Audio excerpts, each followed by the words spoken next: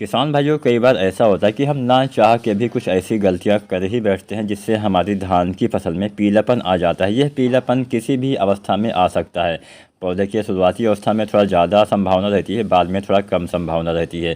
तो अगर आपके धान की फसल में किसी भी वजह से पीलापन आ गया है तो वह पीलापन आपको कैसे दूर करना है, आज की वीडियो में बहुत ही ज़बरदस्त तरीका आपको बताने वाले हैं। तो संपूर्ण वीडियो ज़रूर देखिएगा और चैनल को अगर अभी तक आपने सब्सक्राइब नहीं किया है, सबसे पहले सब्सक्राइब करके बेल आइकन दबाएं। कोई भी सवाल हो नीचे कमेंट करिएगा। अब धान में पीलापन आने की बहुत सारी वजह होती है। सबसे पहली वजह होती है किसान साथियों, उर्वरक की कमी, अर्थात सही मात्रा में खादों का इस्तेमाल नहीं किया होगा तो भी कई बार पीलापन आ जाता है। दूसरी गलती हम ये करते हैं, कई बार बहुत ज़्यादा कॉम्बिनेशन एक साथ डाल देते हैं, जैसे जिंक फास्फोरस वगैरह एक साथ डालने से भी कई बार सही से खादें काम नहीं करती हैं, रिएक्शन हो जाता है जिससे हमारे पौधे में पीलापन आ जाता है। कई बार ज़्यादा पानी की वजह से भी पीलापन आ सकता है, बहुत ज़्यादा पानी भरने की वजह से भी फसलें पीली हो जाती है। कई बार रोपाई के समय ही पीलापन आपको देखने को मिलता है। ये पीलापन इस वजह से भी हो सकता है। कई बार हम क्या करते हैं, जो नर्सरी वाले पौधे होते हैं पहले से ही हम पीले पीले पौधे लगाते हैं, या फिर बहुत, जैसे मान लीजिए आपने रोपाई करने वाले हैं आप, और जो नर्सरी वाले पौधे आपने उखाड़ के ऐसे ही कहीं रख दिया। अब क्या होता है कि जब आप पौधे नर्सरी वाले निकालते हैं तो जड़ों को काफ़ी नुकसान पहुंच जाता है। वहीं अगर आप 3-4 दिन तक पौधा ऐसे ही रखते हैं तो उसमें भी पीलापन आ जाता है। पानी भरने की वजह से भी पीलापन आ जाता है और नर्सरी सूखने की वजह से भी पीलापन आ जाता है। तो भले ही किसी भी कारण से पीलापन हो, पीलापन दूर करने का बहुत ही आसान फार्मूला हम आपको बता देते हैं। यहाँ पे फार्मूला कई तरह से हो सकता है।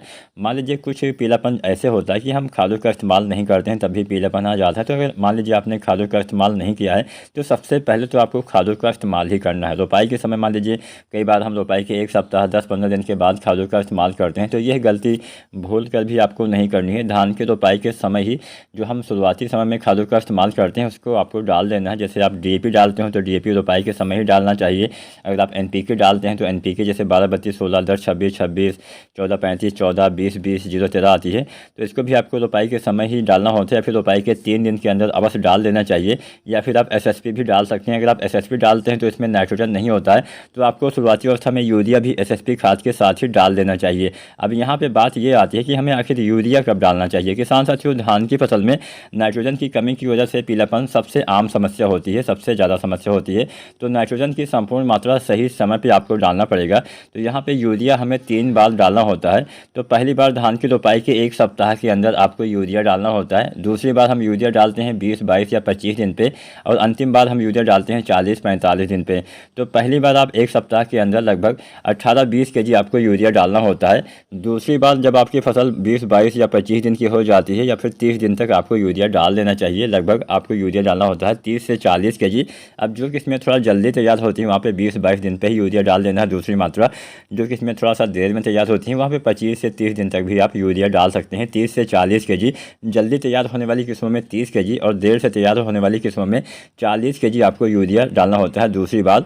और अंतिम बार भी आपको 30 से 40 केजी यूरिया 40 से 45 दिन पे डालना होता है। अब यहाँ पे रोपाई के समय जो आप 18-20 केजी यूरिया डालेंगे, अब यहाँ पे अगर आप एसएसपी वाली खाद का इस्तेमाल करते हैं तो ये मात्रा बढ़ जाएगी।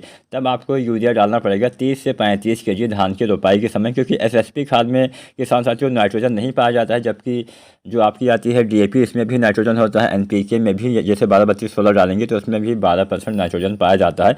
तो अगर आप एनपीके या फिर डीएपी डालते हैं तो आपको रोपाई के समय 18 से 20 केजी या फिर रोपाई के 1 सप्ताह के अंदर 18 से 20 केजी आपको यूरिया डालना है। वहीं अगर आप एसएसपी डालते हैं तो यूरिया आपको लगभग 30 से 35 केजी रोपाई के समय या फिर 3 दिन के भीतर ही डाल देना चाहिए, सबसे अच्छा लाभ मिलेगा। अब हम जानते हैं वो फार्मूला जिससे आप कभी भी पीलापन दिखे तो इससे निजात पा सकते हैं। फार्मूला बहुत ही आसान है। यहाँ पे आपको लेना है 1, 2 या 3 केजी यूरिया। अपने पीलापन के हिसाब से यूरिया की मात्रा तय करनी है। पीलापन बहुत हल्का दिखाई दे रहा है, 1 केजी यूरिया लीजिए।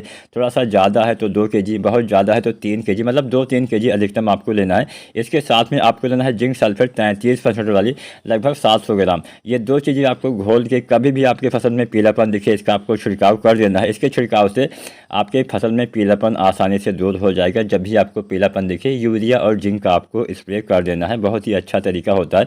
आप 1-2 बार आसानी से 2-3 बार भी इसका स्प्रे कर सकते हैं। तो ऐसे ही आप आसानी से पीलापन दूर कर पाएंगे। वीडियो पसंद आई हो तो लाइक करें, कोई भी सवाल हो नीचे कमेंट करें और एसआरजे किसान चैनल को सब्सक्राइब करें। धन्यवाद।